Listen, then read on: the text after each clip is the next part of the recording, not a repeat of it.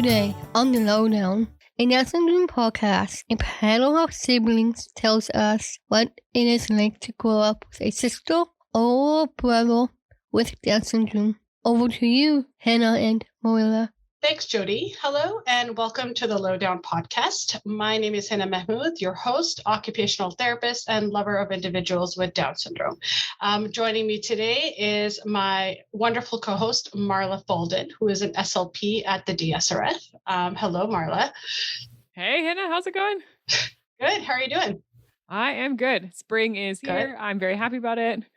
Yes, I know. It's really nice that at 5:30 there's still a modicum of light, so it's hopeful that when we leave work, daytime. It's awesome. Exactly. Always a good sign. Yeah. We're very excited about our super special episode today, but before we continue, we would love for you to hit that subscribe button and leave a review of our podcast on your chosen podcast platform. Remember to check out our episode pages for additional resources related to each episode. You can also follow the DSRF at www.dsrf.org and on Instagram and Twitter by following at DSRF Canada. So as I mentioned, today is a really great episode. This has been something that Marla and I have been percolating on for a really, really long time. But the pandemic was getting in the way of our plans, as it inevitably does with a lot of people's plans. And our episode today addresses a question that we get a lot as clinicians, and that is, how do we navigate the sibling dynamic so that the relationship is healthy and thriving as our individuals with Down syndrome grow up to be adults? Absolutely. We really do get this question very regularly. And I think because the relationship has so many extra layers when a child has Down syndrome or a dual diagnosis. And in fairness, I think every parent has asked themselves this question if they have more than one kid, no matter who their kids are. Down syndrome not required. But I also understand the added concern for families that do come here to see us. And so today we are bringing you a panel discussion where each person on the panel has a sibling with DS or a dual diagnosis. And we're hugely fortunate to have found several people that are willing to share a bit about their experience in order to give families some food for thought. We have no particular message or agenda. We just wanted to share this episode with some genuine stories for your consideration. So I hope everyone enjoys the discussion. So here I am with some wonderful siblings, and I'm going to get each of you to introduce yourselves and your sibling and paint a little picture for us so that the listeners out there get an idea of where you're coming from. Why don't we start with you, Amanda? I'm going to pick on you because you work here. Tell us a little bit about your sibling. Go for it. Okay, so my brother is 20 years old. He's my youngest brother. There's one in between us. And he's back in Ontario with my parents. He's in his last year of high school. Because in Ontario, you can stay in high school until you're 21. So he's about to sort of enter that transition period pretty soon. He's an active participant in Special Olympics. He loves basketball, floor hockey, soccer, loves watching hockey on TV. Our family's a big soccer family, so lots of sports. Loves to sing and dance. He's super goofy. He's got a great memory for names and birthdays. He knows everybody's name, everybody's birthday, famous celebrities' birthdays. He's got a great memory for all that stuff. Fact-holding guy. Yeah. Yeah. He loves graduation and yearbooks. He'll look through all of my old yearbooks and make his own graduation ceremonies and so he's super excited about his graduation. I bet. Yep. I bet he is. Yeah. A party to end all parties, I'm sure, when it's graduation time. Oh, yes. There are going to be 2 parties. So. Oh, okay. He's very excited. Well planned. Thanks, Amanda. Let's hop over to Rachel. Rachel, could you tell us a little bit about your sibling and give us an idea of what they like to do? Thanks so much, Marla. Yeah, so my name's Rachel, and yeah, my brother is David, and David is 21, so just a little older than Amanda's sibling there. So yeah, David is a fun-loving, humorous, kind guy. I just feel very fortunate to have built the relationship I have with him over the years. And very similar as well to Amanda's sibling. David loves sports. He loves to be active. He is loves to dance and sing and entertain.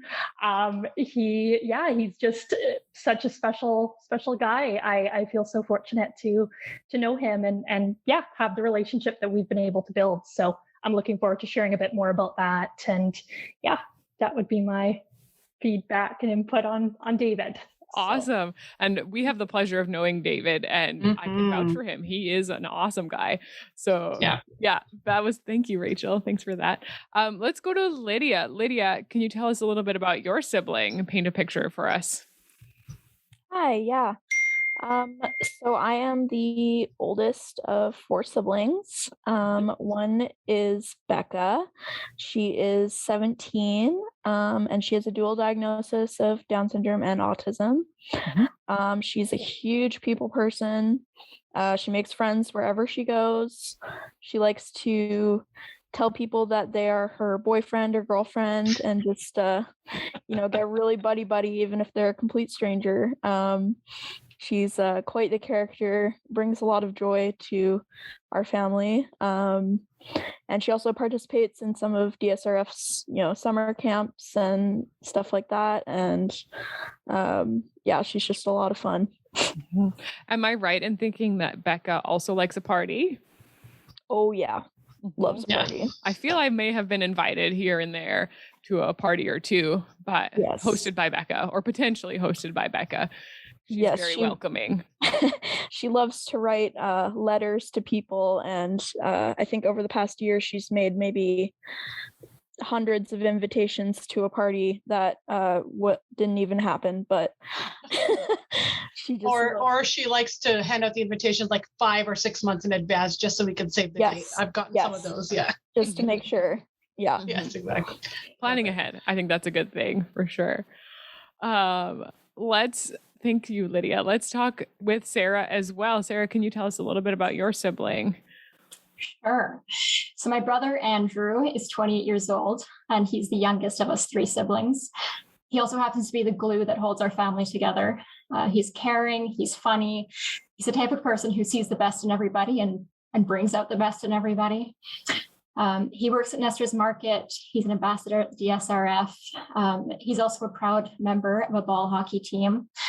He's a great uncle to his 3 nephews and his niece, and he's definitely more popular with my friends than I am. I can relate to that one for sure. I should make it really clear for everybody listening in case they didn't know, and I guess you may not. I also have a sibling with Down syndrome. My sister is 18, and she was interviewed on this podcast for our sign language episode. So you probably got to know her a bit during that. Also loves a party, currently planning her graduation party. It will be tropically themed, in case you're wondering. Complete with pool decorations, etc. And she is a delight and also the glue that keeps our group a moving. So that might be a common thread. Great. Do you want to take it from here? Sure. Yeah. So thank you so much for, giving us an insight. And I know almost everyone's siblings here, and I'm very excited to meet Amanda's brother once he comes to visit us in the summer. So I've had the privilege of meeting and interacting with all of your siblings. Let's kind of give our listeners an idea of what your specific relationship is like with your siblings. So let's start with what do you enjoy doing together? Lydia, did you want to start us off on this one? Yeah, sure. So probably the favorite activity for me and Becca to do together is to go to the movie theater.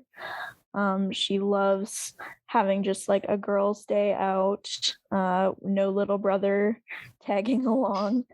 Yeah, and she also likes to help in the kitchen. For a while, she really wanted to be a chef, so we like to bake together and yeah, even watch movies and TV at home too. She's a lot of fun to do that stuff with. Mm-hmm. Yeah, great. I know it's often those very simple, fun activities that that are so enjoyable with our siblings. Like movies are just so much fun, so it's a great little activity to do together. Mm-hmm. Would anyone else like to kind of share with us what you like to do with your siblings? Andrew has decided that I am now chopped liver, and that my husband is actually the one that he wants to hang out with the most. But he's always happy to come over and just hang out with us, make dinner, watch a movie with my husband, read a book to his niece, tell me that I don't need to be in the room, that he's got it. I know in the back of his mind that I'm still important. He's definitely entered that age where he wants to hang out with the guys. Yeah. Mm-hmm. Love that. And I like that, Sarah, you mentioned earlier that, that Andrew also loves hanging out with your friends and in most cases, is more popular with your friends than you are. Do any of you have experiences that you could talk about of your siblings interacting with your friends, maybe when you go on an outing or at an event? I have one really memorable event that happened a long time ago when my family lived more rurally, and my sister took my husband on the time of his life snowshoeing obstacle course. And she was really small at the time, so it was a lot of come on, and she would squeeze through these like outrageously small spaces between two trees under a log, all like up and down and all over the place. And she was just like, come on. And my husband's more than 6 feet tall, and he was trying to like appease her and like wiggle in the dirt under all this stuff. But yeah, she runs. She can convince, right? Oh yeah, exactly. Sure. Rachel, what about you? I could totally imagine Dave is just like buddy with all your friends.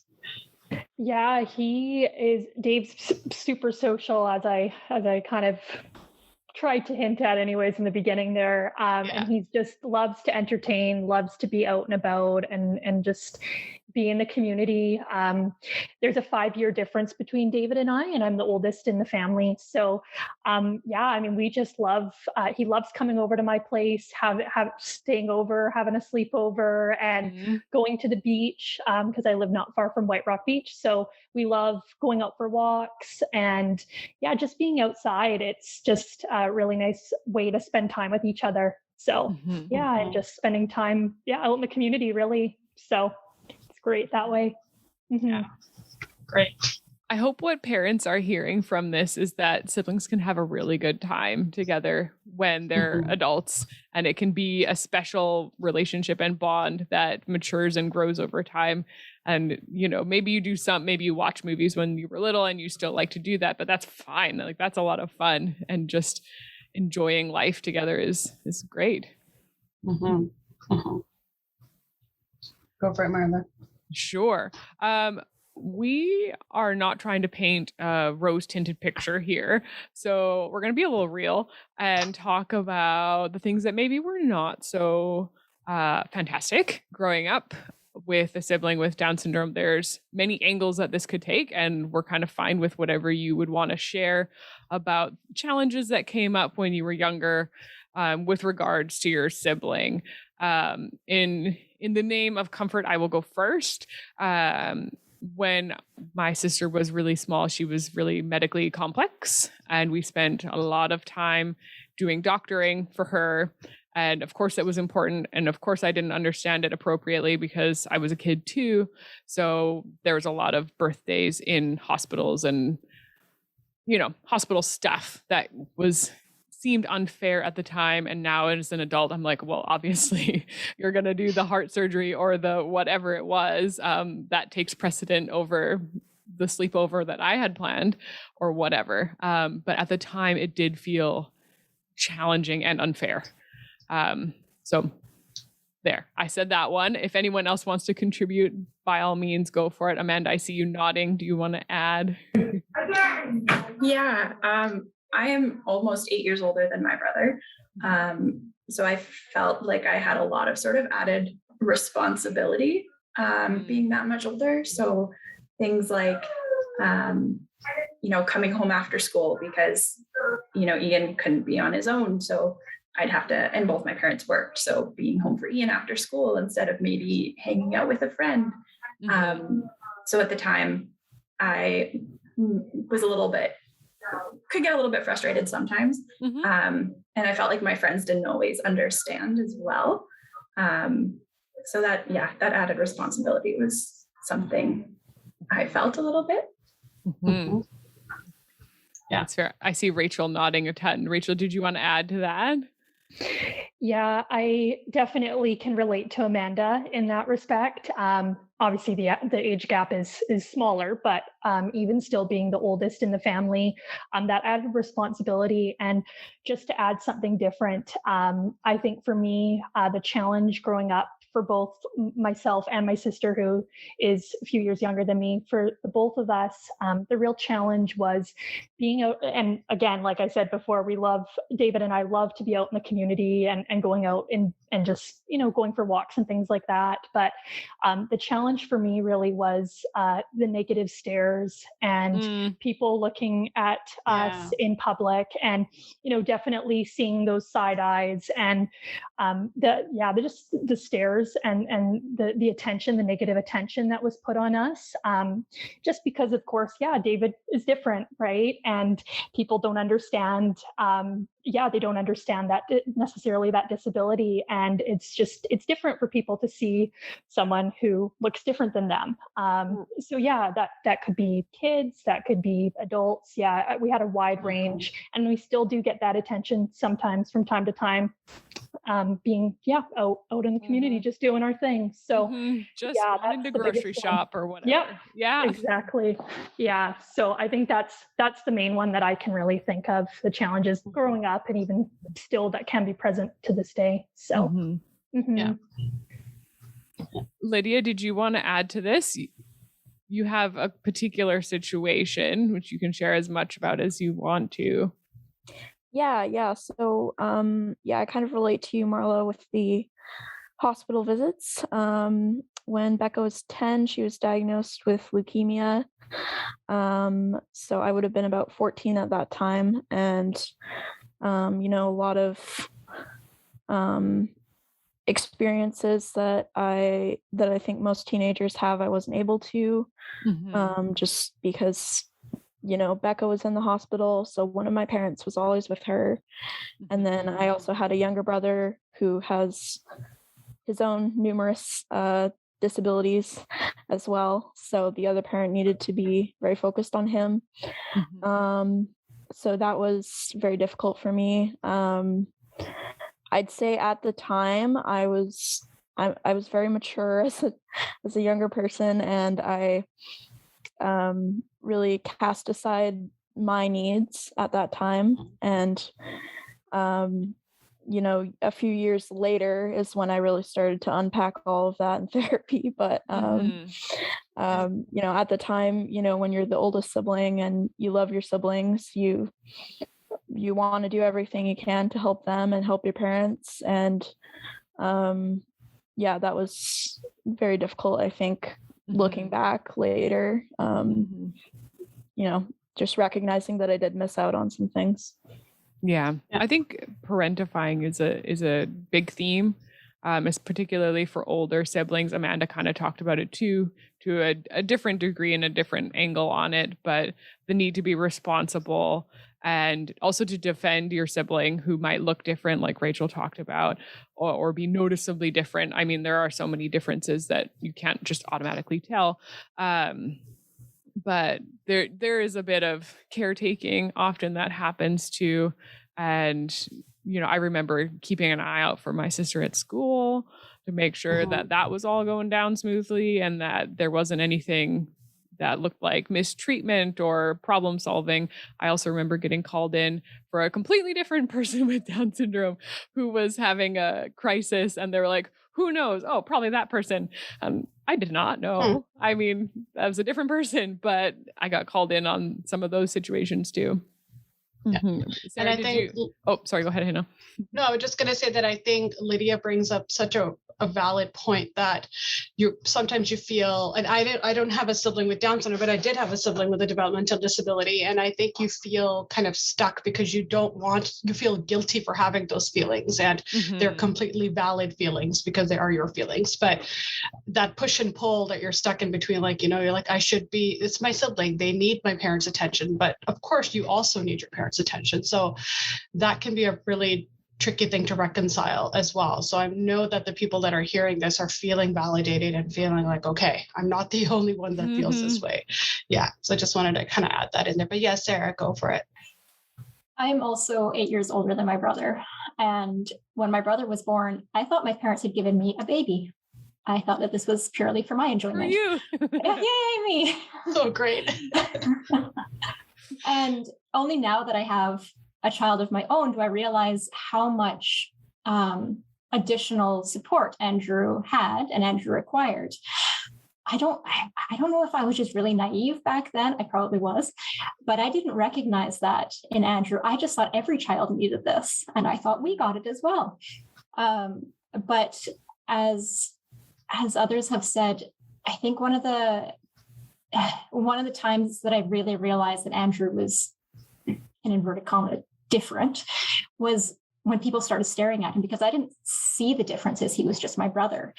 But going out and sort of feeling like I had to defend Andrew and defend, our family. Yes. Was difficult.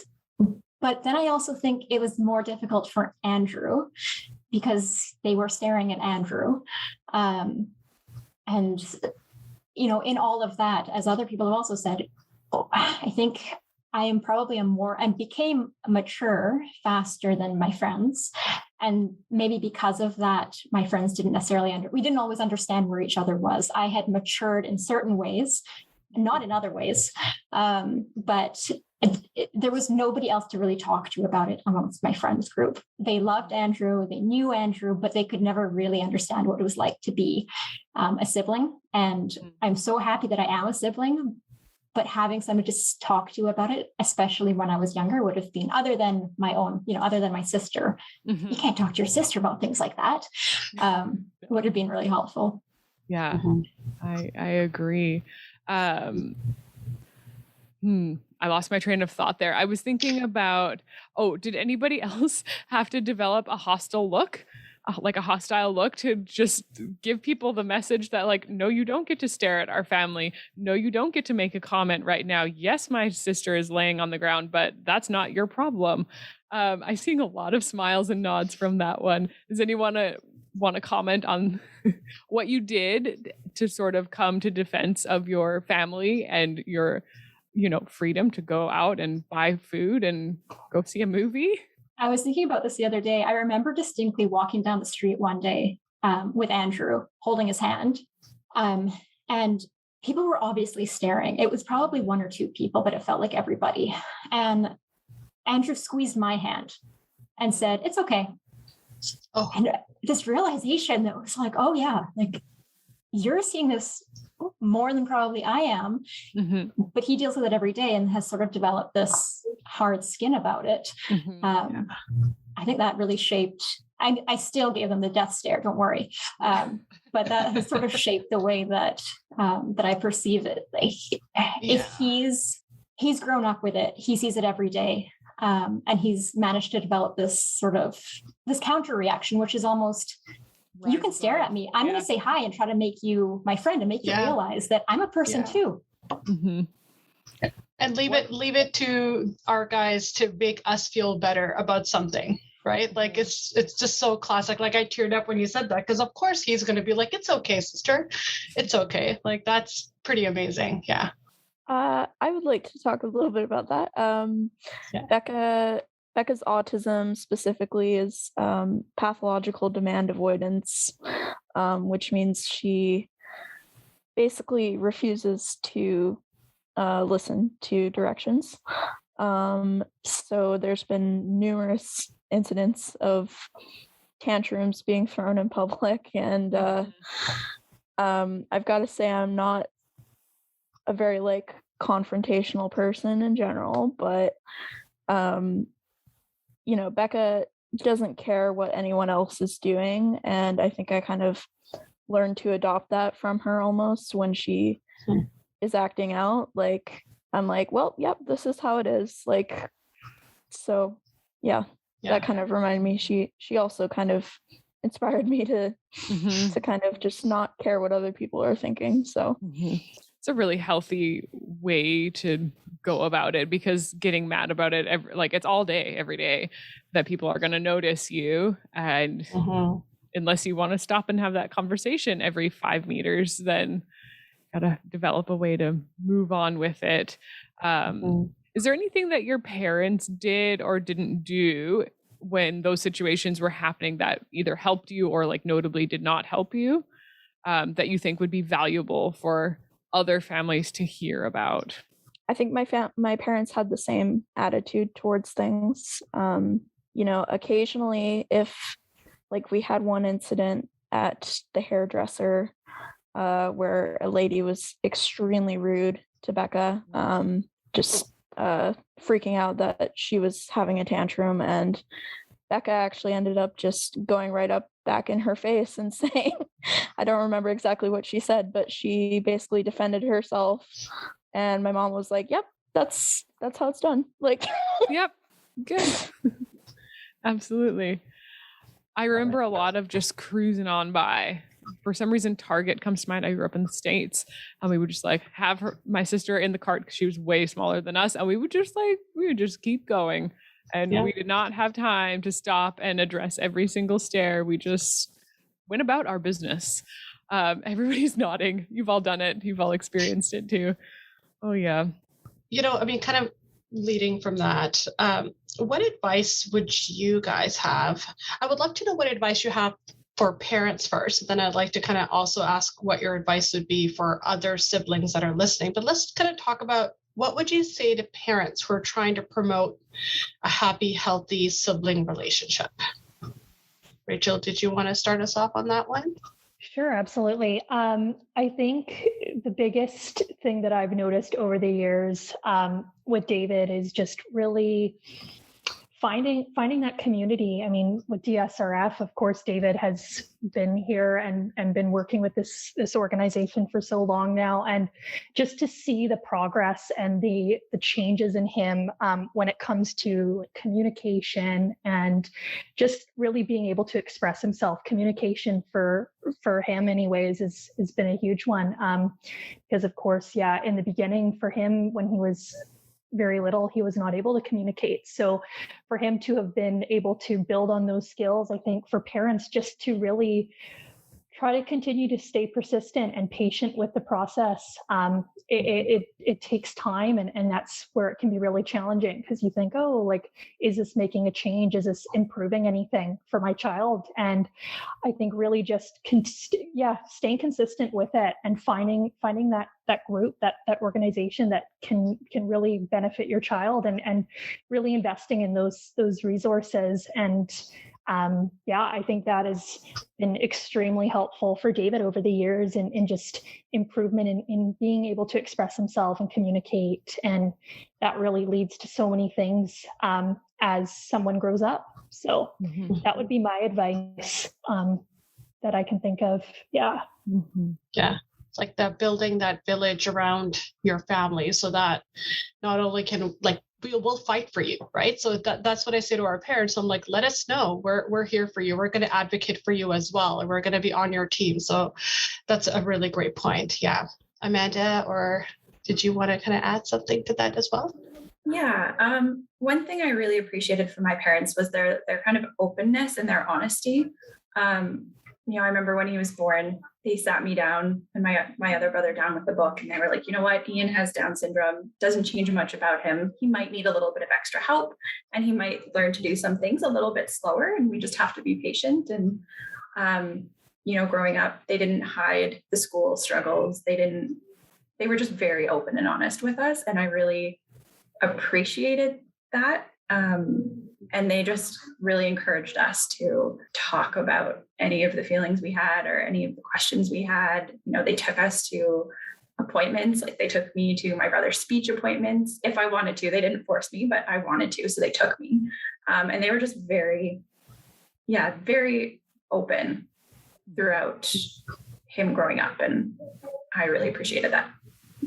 I do think it is a bi-directional thing, right? If the parents feel well enough to be open about the needs of the child with the siblings, then the siblings can respond to that and also feel open about their own needs and their questions, because siblings do have questions. If parents think they haven't noticed, they've noticed, and they need to be able to ask questions and be met with sort of a non-judgmental thing, because after all, they're kids, right? And so they're not going to like everything that the sibling does, but they need to be able to talk about it or understand it. Yeah, exactly. Absolutely. Yeah. Sarah, what Amanda was saying, I remember on the way to the hospital, my dad picked us up and took us and said, "Your brother has Down syndrome." I had no idea what that meant. But from day one, my parents were really open about what Down syndrome was, what that might mean for the family, what that might mean for Andrew and Andrew's future and our future. But at the same time, my parents were really, really open about getting us involved in Andrew's care, in his day-to-day.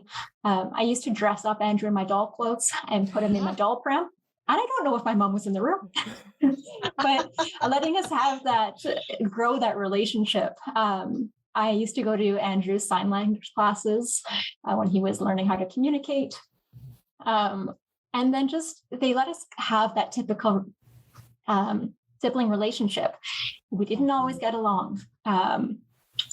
And it was okay to fight. It was okay to treat Andrew like any of our other siblings that we would have, never anything physical, but, getting frustrated when he was taking up too much attention, or, being involved with his first day of kindergarten, and feeling like he was a sibling and not something that needed to be put in a glass case. So not anything different from my sister and I and our relationship. I think so many of these wonderful pieces of advice can kind of spill into what you could advise other siblings as well. But I would love to hear from you all. What would you say to, because it is, I think if I'm not mistaken, everyone here is an older sibling, right? So to some degree, there is that a little bit of level of okay, it's my younger brother or sister, or, they're going through this, and that, and I have to understand.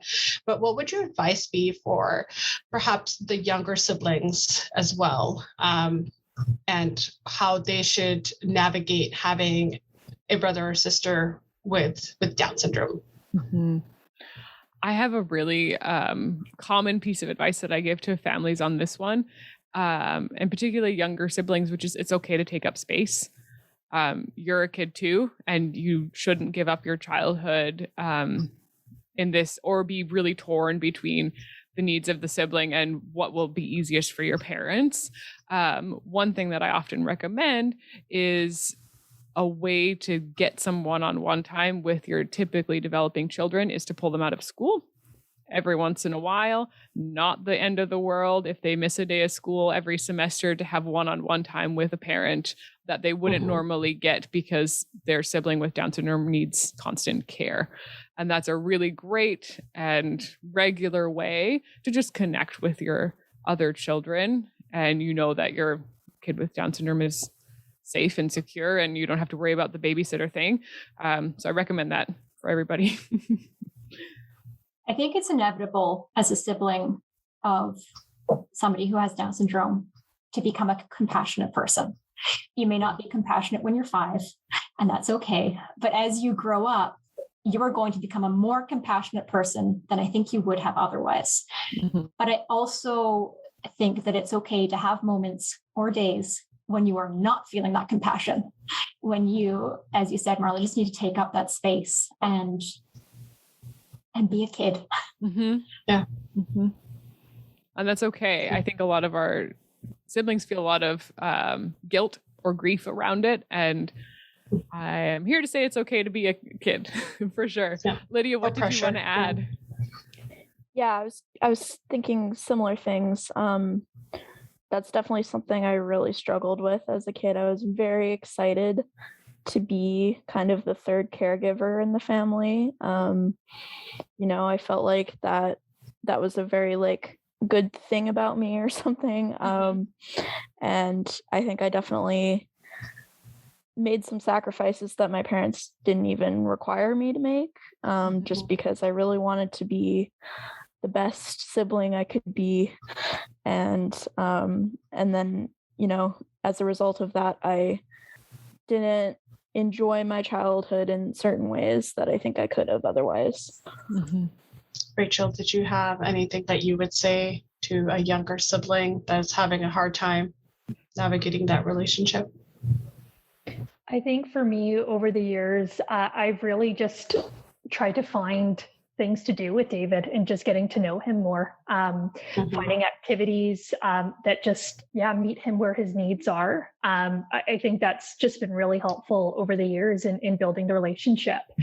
For us, just focusing on the relationship as far as building it on love and respect for each other, and just really continuing to just be patient when those harder moments come our way.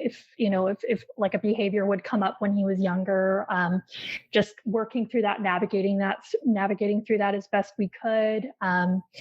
Really just continuing to just build like autonomy for him as well. And then what I mean by that is just giving him a couple of options. I think the resources and the tools that my parents were able to get through DSRF have been really valuable for us as siblings, for my sister and I to work and get to know David more and work with him and have that relationship with him. So. Amanda, did you want to add anything?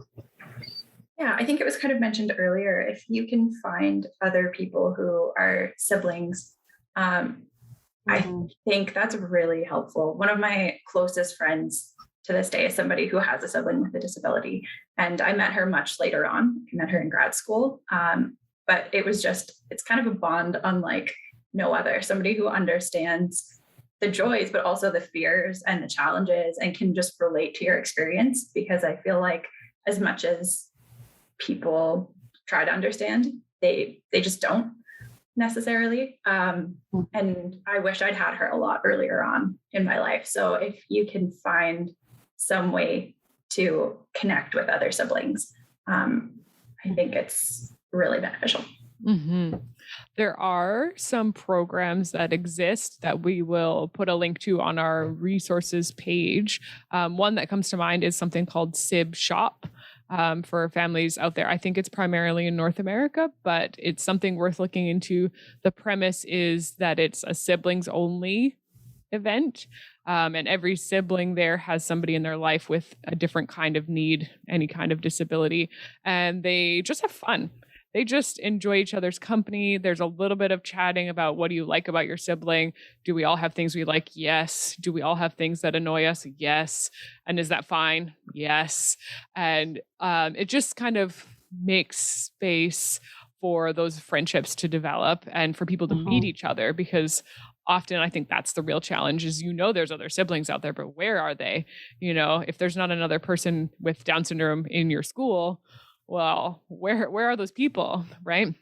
And there are some ways to work around that. So we'll put some links on our page for that. I would love to go around and ask everyone the big question. What do you hope for your relationship in the future? There's lots of more years of fun activities of living to do. And I would love to kind of go around and ask each of you what you would like. What you would like to learn more, what you'd like to understand more about your sibling, but what does the future look like? So Marla, why don't you start us off on that one? Well, I am one of the options for my sister's care for the long-term future. So I anticipate always having a really large role in her life. I think we'll keep jamming on ukulele. We'll keep talking about musicals. We will keep dancing and having spa dates. I think all of that will still be around. I just can't wait to see her grow into an adult. She's well on her way now, but I'm super excited to see her have a job and have some great adult friendships and just be out living her best life. Like she says, her lipstick is popping, so she's ready. She's ready to go. Uh-huh. I love it. Sarah, what about you? Like Marla, I am also the ultimate care plan. And so part of that is continuing to be part of Andrew's life as he evolves. He already is an adult, but I'm older than him and I think I'm still evolving. But whatever Andrew needs, I hope that he always knows that we are going to find a way to provide it for him. I have really enjoyed seeing the relationship that he has with my daughter, and all the things that Andrew teaches her, and that she's going to start to realize about what a special person Andrew is. And I know that my role in Andrew's life is going to be different than my husband's role or my other sister's role. But just making sure that Andrew has the people that he needs around him, giving him the supports that he needs. And that might be anything from finding a volunteer opportunity to being somebody who he can talk to about hockey. That's not me. That is not my position. But just making sure that he has what he needs as he sort of matures into adulthood. Mm-hmm. Amanda, how about you? Very much the same as Marla and Sarah. I hope that we can continue to have, despite the distance, we're pretty far apart, just continue to have our FaceTime chats, and for him to feel like I'm someone he can confide in, and someone who's always there to listen. Can't wait to see what kind of job he ends up taking, and just where the future takes him. But yeah. Well, it's very similar as well with all the other ladies here. I think for me, just to add, I'm really excited to see what the future holds for David as far as work, employment. He's super excited to find a job, and that may very well be volunteer as well. So having a job and then securing employment is a big one that we're working towards right now. And of course, with David, he's in the reading and communication program with DSRF, along with he will go through SCAN, I'm sure. So yeah, it's exciting to see where his future will be. And then, yeah, just figuring out his living situation as well. That's something that our family is figuring out as well. So there's lots in the works. And yeah, just continuing to build on what we have. And yeah, I'm excited about it. That's really all I would add on to that. Very similar to everyone else there. So yeah. Mm-hmm. Wonderful. And Lydia. Yeah, so Becca is looking to move into kind of an assisted living type situation in the next few years. She's just finishing up high school now, so I'm really excited to continue to develop our more adult sibling relationship. I think we've only really started developing that in the last couple of years. I'm finally able to have a full conversation with her and go out and do things, just the two of us. And she's just so much fun. So I'm really enjoying that and looking forward to that. I'm sure eventually, way in the future, when my parents are no longer around, I will also be, a big role in her care. But for now, I'm looking forward to just having fun with her. Yeah, the good stuff. The good stuff, exactly. Yeah.